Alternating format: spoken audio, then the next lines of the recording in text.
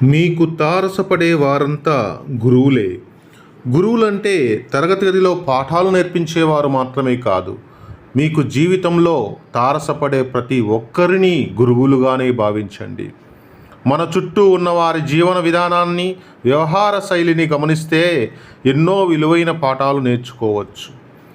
జీవితంలో ఎదగడానికి ఏం చేయాలన్నది కొందరి నుంచి నేర్చుకుంటే, ఏం చేయకూడదన్నది మరికొందరి నుంచి చూసి నేర్చుకోవచ్చు. జీవితంలో ఒక స్థాయికి మించి ఎదిగిన వ్యక్తుల్ని గమనించండి. వారు మిగిలిన వారి కన్నా భిన్నంగా ఏదో చేసి ఆ స్థాయికి వచ్చి ఉంటారు.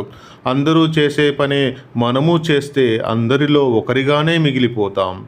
ప్రపంచంలో విజేతలైన వారి దగ్గర ఏవో అసాధారణ శక్తులు లేవు, అసాధ్యాలను సుసాధ్యం చేసే మంత్రతంత్రాలు లేవు.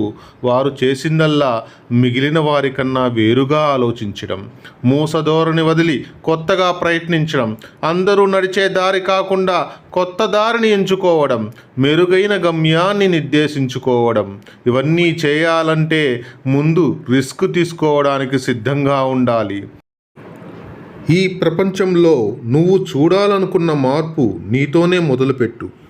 మనం మన కోసం చేసేది మనతోనే అంతరించిపోతుంది. ఇతరుల కోసం చేసేది శాశ్వతంగా నిలిచిపోతుంది. Thank you for watching.